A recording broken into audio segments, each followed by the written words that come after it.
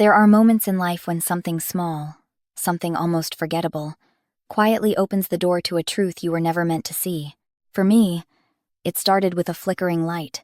Not a storm, not a fire, not some dramatic accident that immediately makes you stop and pay attention. Just a kitchen light that wouldn't stop blinking. At first, it felt like nothing more than an annoyance. The kind of minor problem every homeowner deals with eventually. A loose bulb, maybe, old wiring, something you tell yourself you'll fix next weekend. But sometimes the smallest problems are the beginning of something much bigger, because what I didn't know that night was that inside the walls of the house I had lived in for 12 years, someone had hidden something. Something that had been sitting there for more than 2 decades. Something that would slowly unravel everything I thought I understood about my own family. And the strangest part? The person who put it there was someone I trusted completely. But before we go further, I want to say something quickly. Certain personal details in this story have been adjusted to protect privacy. Names and minor identifying information have been changed, but the events themselves are described as faithfully as possible. Stories like this matter, because sometimes truth doesn't arrive with dramatic warnings. Sometimes it arrives quietly, in the form of a problem you almost ignored. So let me take you back to the beginning, back to the house, and the night the lights started flickering. My name is Daniel Carter. I'm 52 years old now, but this story started 12 years ago, when I was 40. At that time, my life was comfortable, not exciting, not extraordinary, just steady. I worked as a logistics manager for a transportation company in Ohio. It was the kind of job where most of your day was spent solving problems that nobody else wanted to deal with. Scheduling shipments, coordinating drivers, making sure deliveries arrived when they were supposed to. It wasn't glamorous work, but it paid the bills.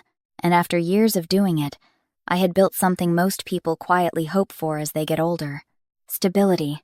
My house sat at the edge of a quiet suburban neighborhood.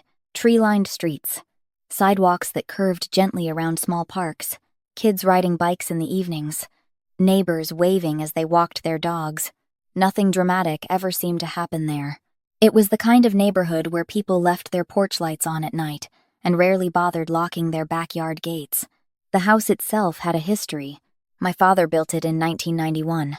Back then, he was a contractor who had spent nearly 20 years working construction projects all over the city. Apartment buildings, small commercial centers, residential developments. He wasn't famous, but he was respected. The kind of man who believed that problems should be solved quietly with tools, patience, and hard work. He designed the house himself. A modest 2-story structure with a garage, a basement, and a kitchen that opened into a small backyard patio. Nothing extravagant, just practical. When my parents retired and moved to Florida in the early 2000s, they offered to sell the house to me, family price. A deal that felt too good to question. So I bought it, and for 12 years, life inside those walls felt completely normal. No strange noises, no mysterious visitors, no hidden secrets, just ordinary life, until the lights started flickering. At first, it was only the kitchen light. Late in the evening, while I was washing dishes, the overhead bulb flickered once. Just a quick blink. Then it stopped. I assumed the bulb was dying, so I replaced it. Problem solved. Or so I thought. But the next night, it happened again. A soft flicker, then another. Then, the breaker shut off completely. Now, houses get old. Electrical systems wear down. So I reset the breaker and moved on. But over the next few weeks, something strange started happening. The problem always came from the same area of the house, the kitchen, and the wall that separated it from the garage. Sometimes the lights dimmed slightly. Sometimes the breaker tripped. Once the microwave shut off in the middle of heating dinner. At first, I ignored it. Everyone ignores small problems like that. But one evening, the breaker shut down 3 times in less than an hour. That's when I finally decided to call an electrician. His name was Mark. He arrived on a Tuesday afternoon, mid-40s.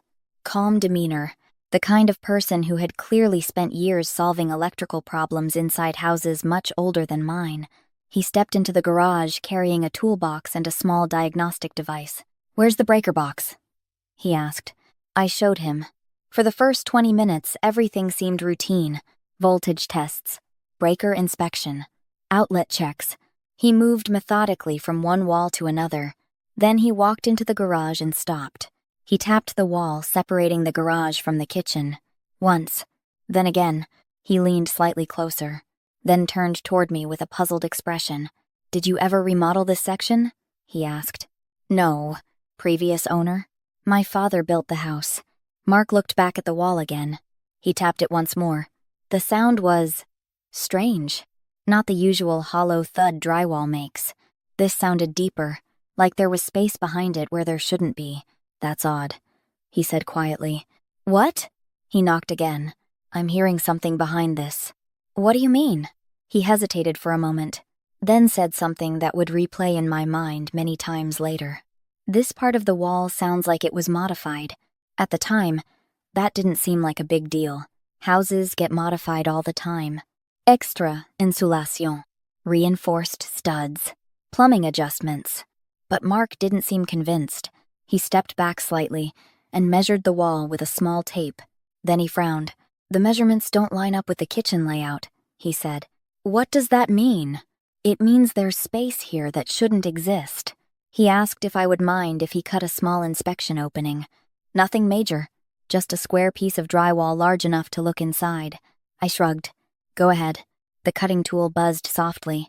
Drywall dust drifted onto the concrete floor. Within a minute, he removed a square panel from the wall.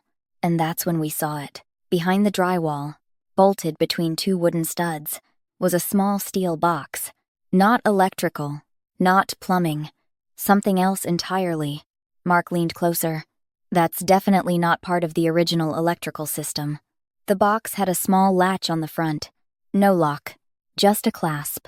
For some reason, I felt a strange tension in my chest as I reached toward it, almost like opening it might reveal something I wasn't ready to see.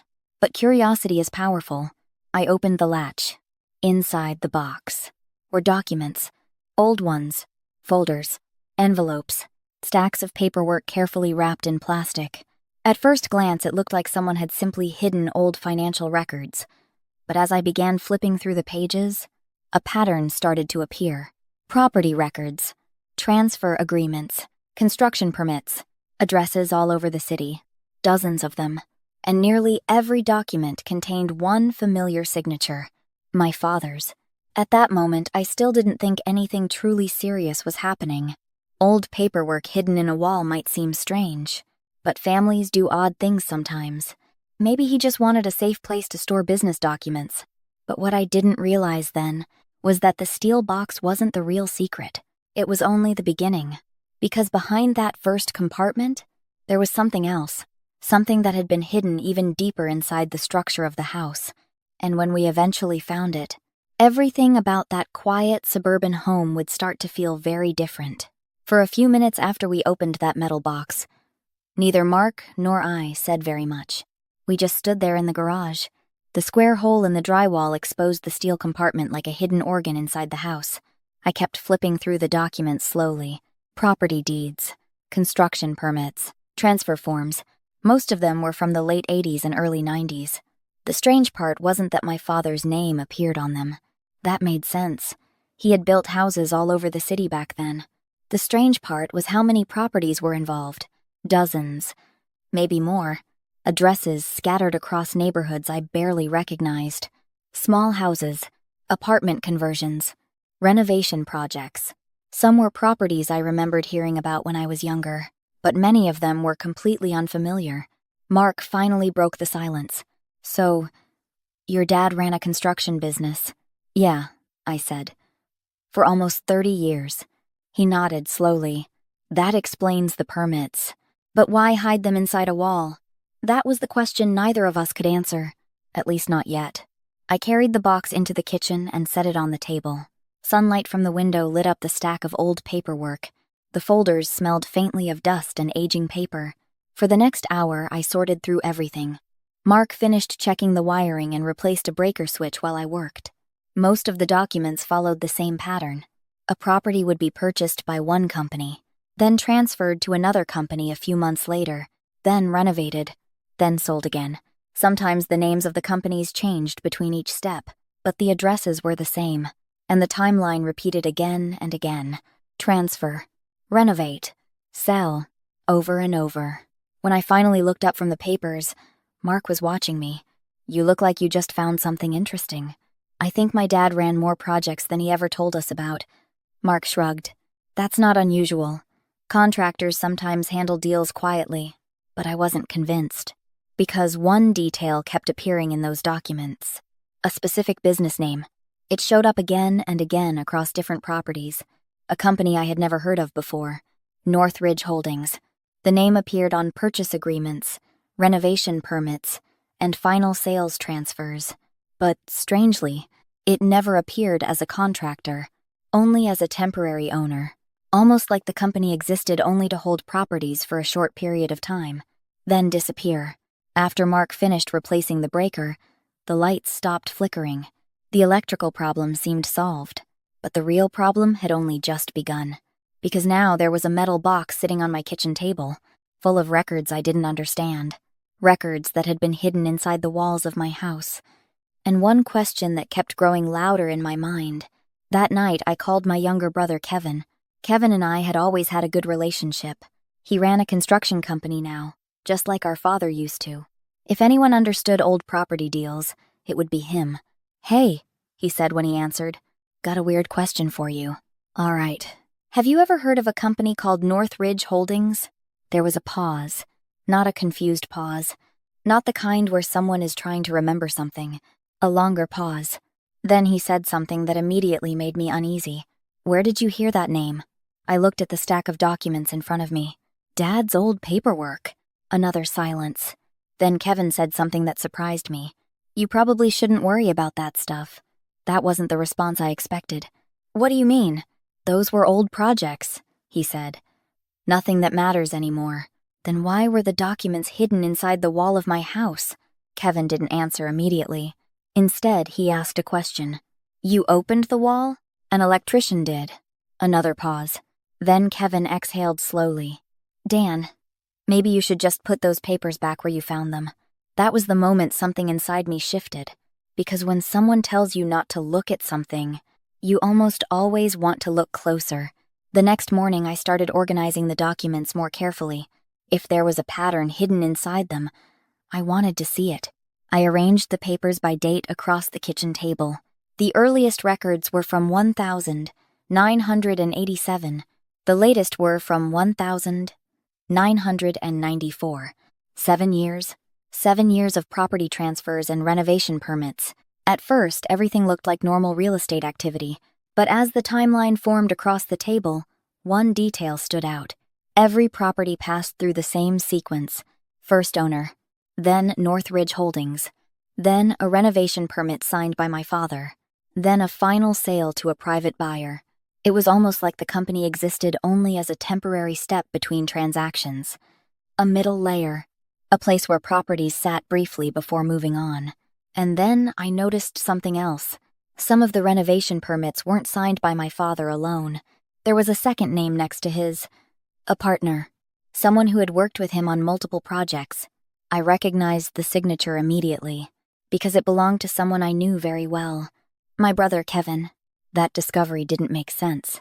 Kevin was 10 years younger than me. In 1987, he would have been 15. Too young to run construction projects. Too young to sign permits. Unless the permits had been signed later, years after the original deals.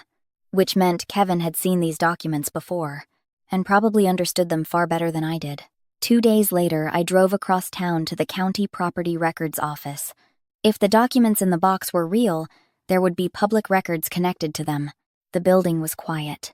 Rows of old filing cabinets and computer terminals filled the room. I spent the next 3 hours searching addresses from the documents. Every property listed in the box had a matching public record. The purchases were real. The renovations were real. But one detail kept appearing again and again. Each property had been owned by Northridge Holdings for a very short period of time. Sometimes only 3 months. Sometimes less. Just long enough for renovations to be completed. Then the property would be sold again. Usually for a much higher price, which meant the company had made a profit on every single project. A large one. But when I searched for Northridge Holdings in the business registry, the company didn't exist anymore. It had been dissolved in 1995, and the registered owner listed in the records was someone I had never heard of. That evening I called Kevin again. This time I didn't ask questions. I told him what I had found. There was another long silence on the phone. Then he said something very quietly. "You really should stop digging into this." That was the second time he had said something like that. And now I knew he wasn't saying it casually. He sounded worried. "Kevin," I said, "what was Northridge Holdings?" Another pause. Then he said something that made the entire situation feel much heavier. It was a holding company. For what? For projects Dad didn't want directly connected to his business. That answer created more questions than it solved. What kind of projects? Kevin hesitated. Then he said something that completely changed the direction of the story. The kind involving investors who didn't want their names on the paperwork. After that call, I sat in the kitchen for a long time. The metal box was still sitting on the table. The documents were spread out across the surface like pieces of a puzzle, and suddenly the entire pattern looked different. These weren't just renovation projects.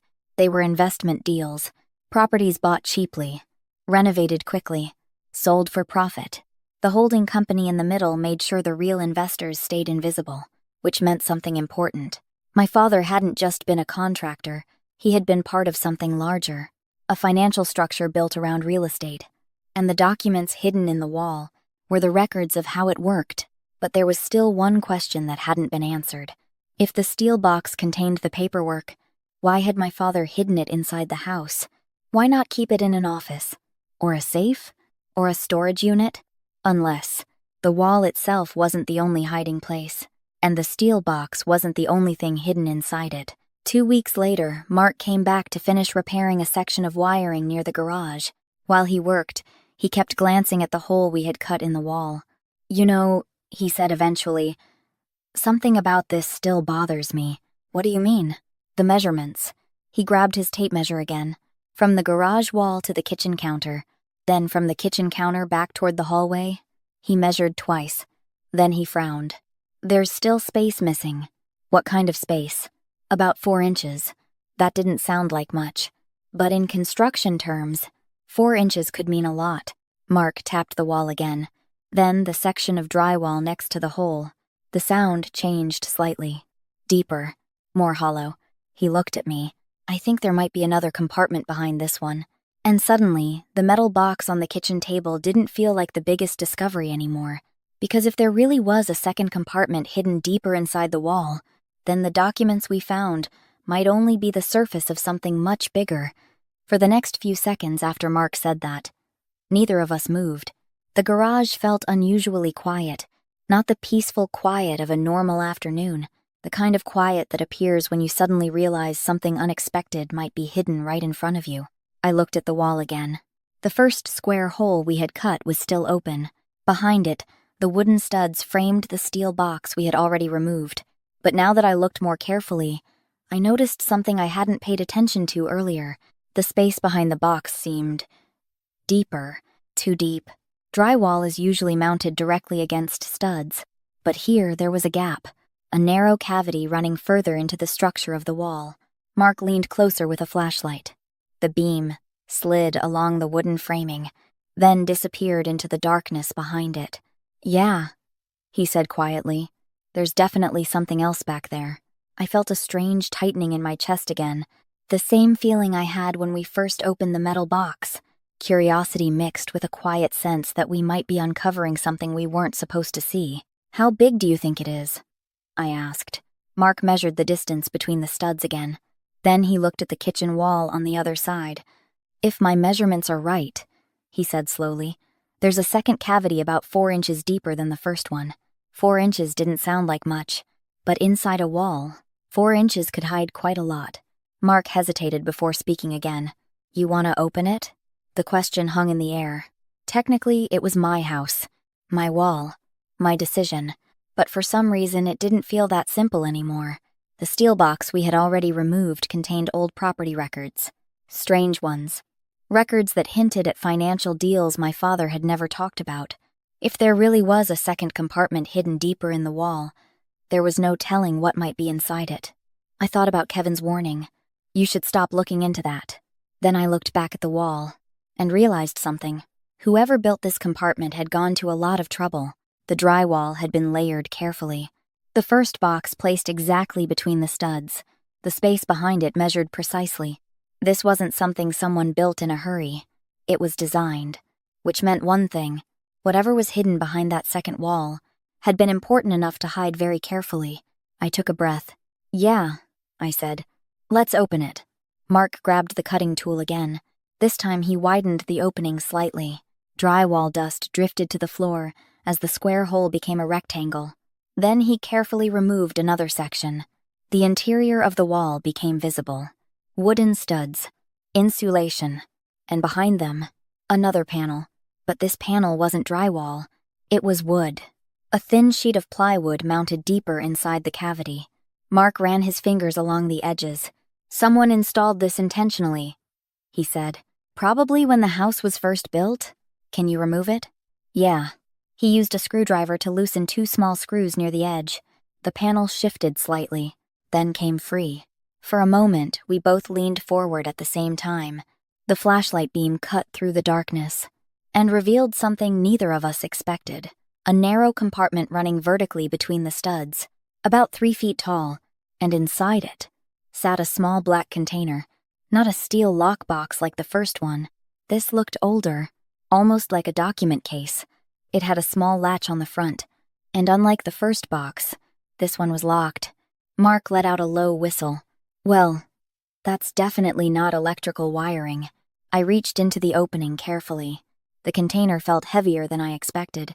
When I pulled it out and set it on the garage workbench, dust scattered across the surface. The metal latch had a small keyhole, but there was no key.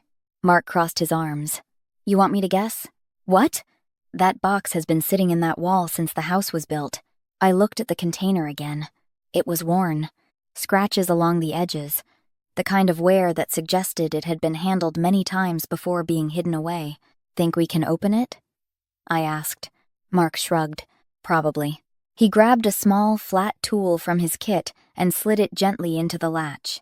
A few seconds of careful pressure. Then a soft click.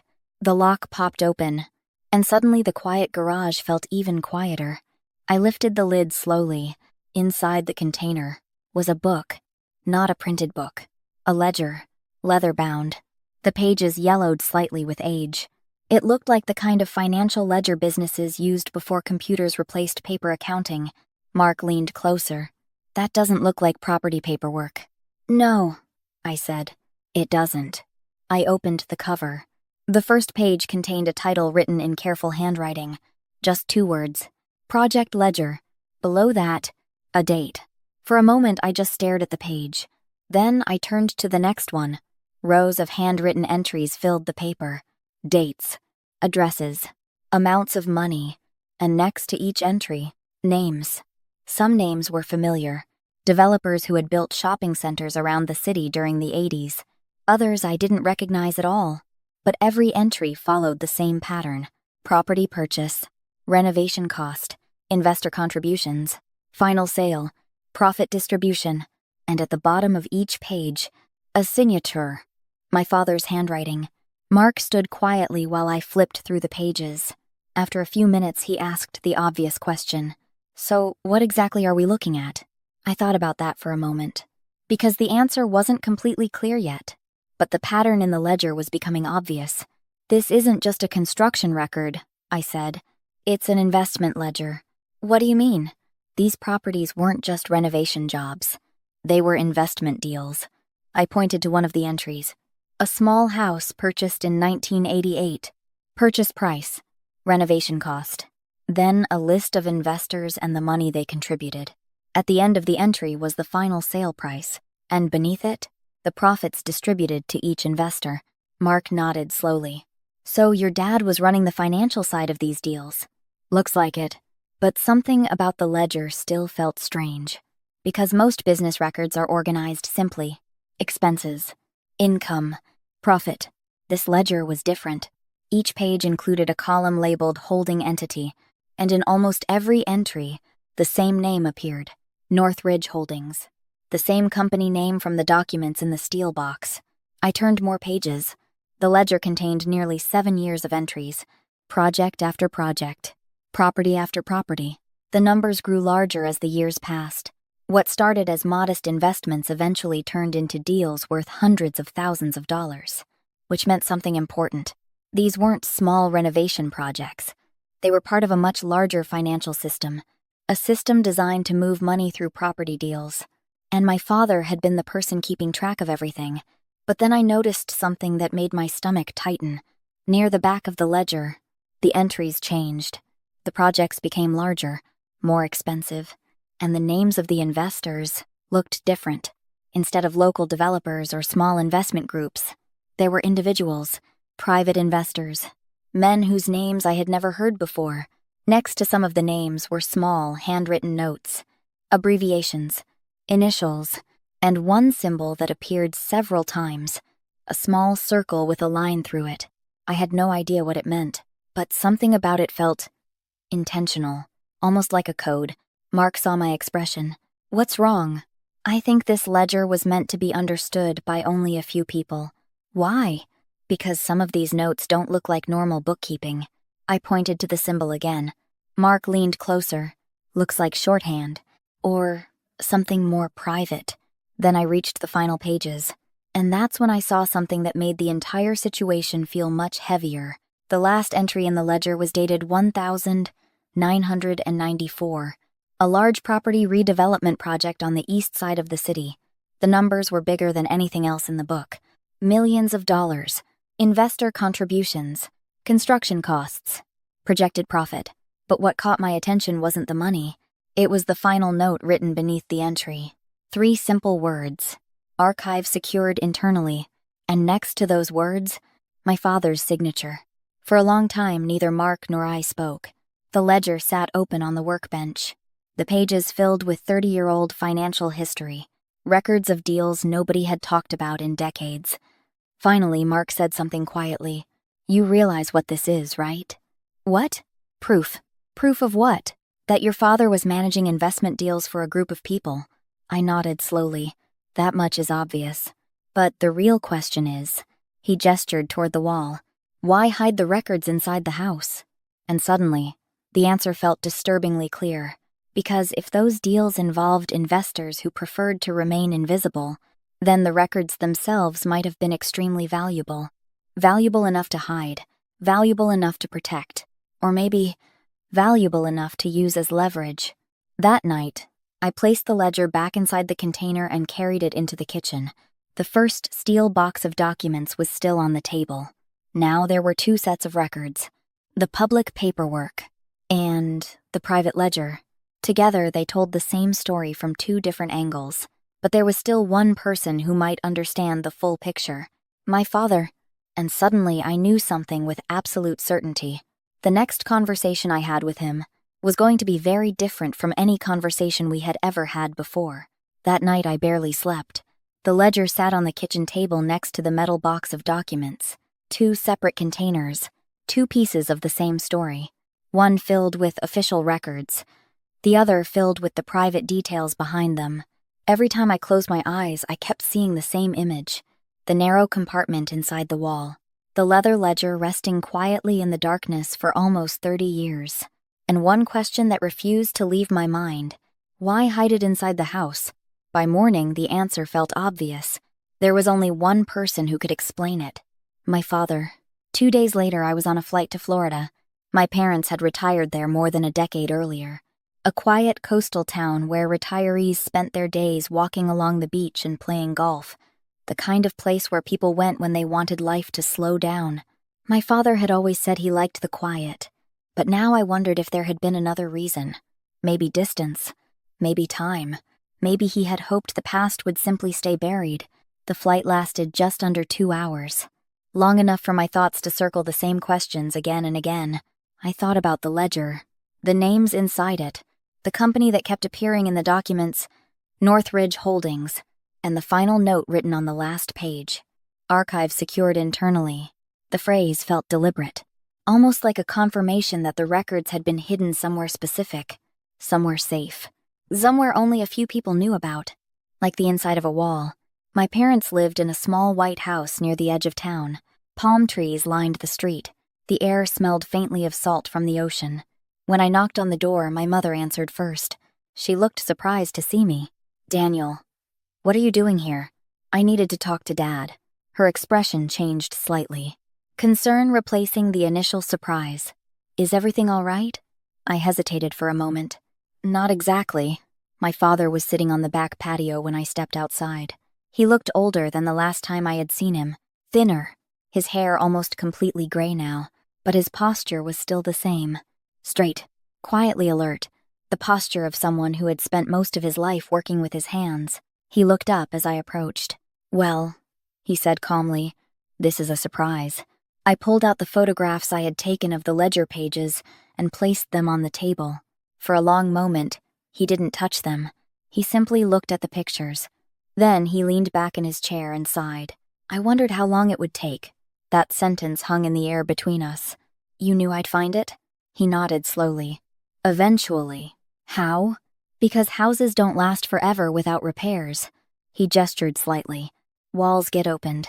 That answer made the situation feel even stranger.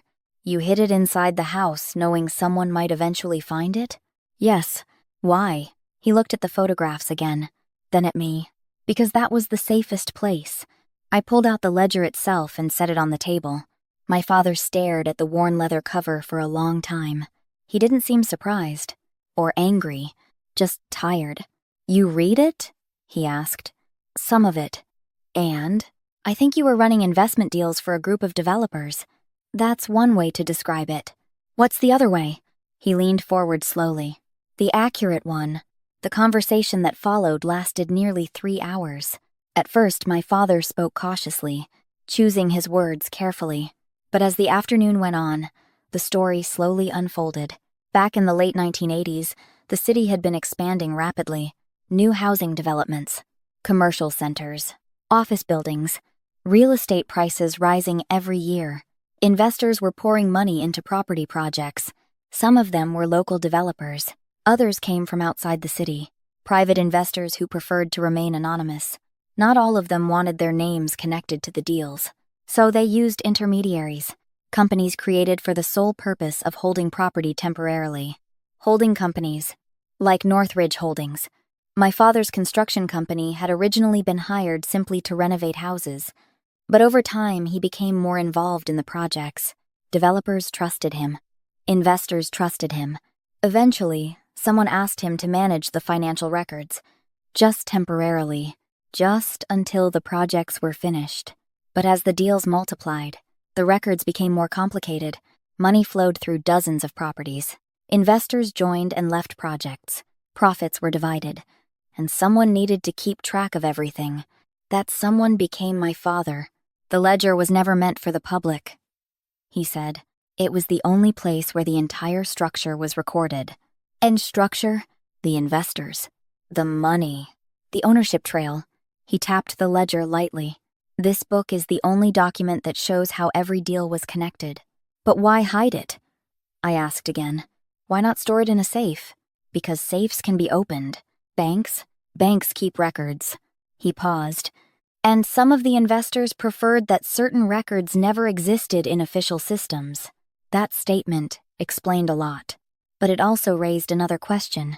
"If these deals happened 30 years ago," I said, "why keep the ledger at all?" My father looked at me carefully. "Because some of those investors were very powerful, and powerful people don't like losing leverage." That word stuck in my mind. Leverage. "You mean the ledger was protection?" "In a way." "For who?" "For everyone involved." He gestured toward the book. "If the ledger disappeared, nobody could prove what they were owed. And if someone tried to cheat the system, they couldn't." "Why not?" "Because the records existed, and everyone knew where they were." He shook his head. "No, only a few people knew." Then he said something that completely changed the way I understood the hidden compartment inside the wall. "The house wasn't just where the ledger was hidden," he said. "It was the archive." "The archive?" "The physical backup for every major project." I frowned. "What do you mean?" He leaned back in his chair. "The metal box you found?" "Yes, that was the public paperwork. And the ledger? That was the master record of everything. Suddenly, the design of the hidden wall made sense. 2 compartments, 2 layers. One for official records, one for the real accounting behind them. But another question surfaced immediately. If this ledger was so important, why leave it behind when you moved to Florida? My father didn't answer right away. Instead, he looked toward the ocean in the distance. Then he said something quietly. Because moving it would have been dangerous. Dangerous. Yes. How? Transporting something like that means someone might notice. But inside a wall, he smiled faintly. No one looks. For a long time, we sat in silence. The sound of waves carried faintly through the air.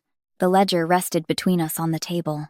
3 decades of hidden financial history contained inside its pages. Then I asked the question that had been bothering me since the moment we opened the wall. Does Kevin know? My father nodded. He helped me close the final projects in the early 90s. So he knew about Northridge Holdings. Yes. And the ledger? Yes. Then why did he tell me to stop looking? My father looked directly at me. Because once you know about something like that, you become responsible for it. That answer made the entire situation feel heavier, more permanent. Because now, the ledger wasn't just an old record. It was a responsibility, a piece of history that connected dozens of people, investors, developers, contractors, all linked through property deals that had shaped the city decades earlier. But there was still one question left, one that I hadn't asked yet. Dad, I said carefully, is there anything in that ledger that could still cause problems today? He didn't answer immediately. Instead, he reached out and turned the final page slowly. Then he pointed to the last entry, the large redevelopment project from 1994. The investors in that project, he paused, are still alive. And suddenly, the ledger didn't feel like an old record anymore. It felt like something else entirely. Something that still mattered. Something that still connected people who might prefer the past to stay buried. Which meant the hidden compartment inside my wall had been protecting more than just history. It had been protecting leverage. For the rest of that afternoon, I kept staring at the final entry in the ledger. The ink had faded slightly with time, but the handwriting was still clear. The address, the project name, the investment amounts, and the list of investors. At first, those names had meant nothing to me, just people involved in property deals decades ago. But now that my father had explained the structure behind the projects, the meaning of those pages felt very different. Because the ledger wasn't just a record of construction work. It was the only place where the real ownership trail existed. A private archive of deals that had never been fully documented anywhere else. And that meant something important. If those investors ever disagreed about money, or ownership, or who deserved what share of the profits, the ledger could settle the argument. Which meant the book itself had power. Even after 30 years, the sun had started setting by the time I finally closed the ledger. The sky over the water had turned orange. My father leaned back in his chair quietly. You understand now? He asked. I think so. You're not sure? No. He smiled faintly. That's normal. Then he said something I hadn't expected. You probably wish you had never opened that wall. I thought about that for a moment. Part of me did. Life had been simpler before I knew about the ledger, before I understood what had been hidden inside the house. But another part of me felt something different. Curiosity, responsibility, maybe even respect. Because the deeper I thought about it, the more I realized something. My father hadn't hidden the ledger to protect himself. He had hidden it to protect everyone involved, including us. Later that evening, I called Kevin. He answered on the second ring. So, he said, you talked to Dad? Yeah. There was no surprise in his voice. He must have known the conversation would happen eventually. For a few seconds, neither of us spoke. Then Kevin said quietly, he showed you the ledger, didn't he? Yes. Another pause. Then you know everything. Not everything.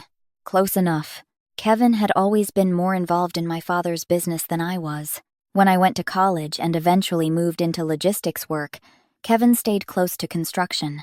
He worked with our father through the final years of the company, which meant he had seen the projects firsthand. Why didn't you tell me about it before? I asked.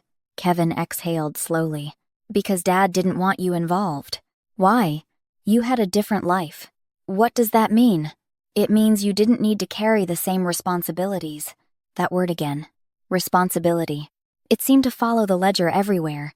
Kevin explained something my father hadn't mentioned yet. When the final project in the ledger closed in 1994, the investors had all agreed on one condition: the master record would remain in one place, hidden, accessible only if there was ever a dispute, a kind of private archive, but not one stored in a bank or law office, because those places created paper trails.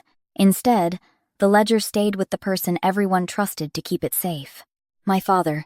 But when he retired, I said, why not destroy it? Kevin laughed quietly. You can't destroy something like that. Why not? Because the moment it disappears, people start asking questions. So the ledger had to exist. Yes, but hidden. Exactly. And the house was the perfect place. The conversation lasted almost an hour. By the time we hung up, the sky outside had gone completely dark. The sound of waves rolled faintly in the distance. My father had gone inside to make coffee. I sat alone on the patio for a while, thinking about everything I had learned, about the hidden wall, the steel box, the ledger, and the decades of quiet history that had lived inside my house without me knowing. It felt strange, like discovering that the place you thought you understood completely had always contained another story, one hidden just beneath the surface. The next morning, my father handed me a small envelope. Inside, it was a single brass key, the original key to the ledger case. He said, you should keep it. I looked at the key for a moment. You're giving it to me? Yes. Why? Because eventually the responsibility has to pass to someone else. But Kevin knows the structure. My father shook his head gently. But the ledger is in your house. That simple statement carried a weight I hadn't fully understood before. The archive, the hidden compartments, the records, all of it still existed inside the walls of the house I owned, which meant the responsibility hadn't just been passed down accidentally. It had been built into the structure of the house itself. When I returned home 2 days later, the first thing I did was walk into the garage. The hole in the wall was still open, the wooden studs exposed, the hidden cavity visible behind them. For a long moment, I simply stood there, looking at the space where the containers had been hidden, trying to imagine the day my father installed them, measuring the studs, cutting the plywood panel, sliding the ledger into the narrow compartment, closing the wall, and knowing that one day, someone might discover it.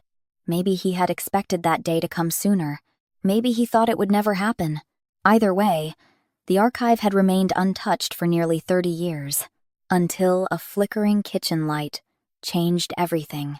Over the next few weeks, I worked with a lawyer to place the ledger and documents into a secure archive. Not because they were illegal. Most of the projects were far beyond any legal time limits, but because the information still connected people, investors, developers, projects that had shaped parts of the city decades earlier. The archive ensured the records would be preserved without remaining hidden inside a wall forever. Eventually, the drywall in the garage was repaired, the hidden compartment sealed again. If you walked through the garage today, you would never know what had once been inside that wall.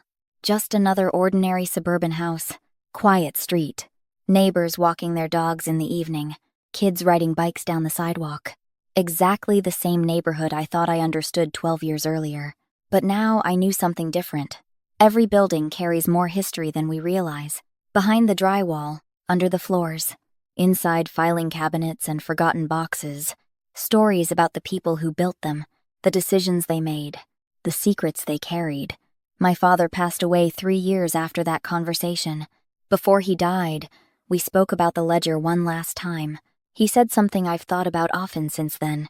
People think houses are just wood and concrete, he told me. But every house is really a collection of choices.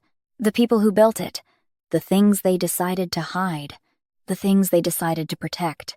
Sometimes those choices stay invisible forever. And sometimes, all it takes is one small problem, a flickering light, or a curious electrician, to bring an entire hidden story back into the open.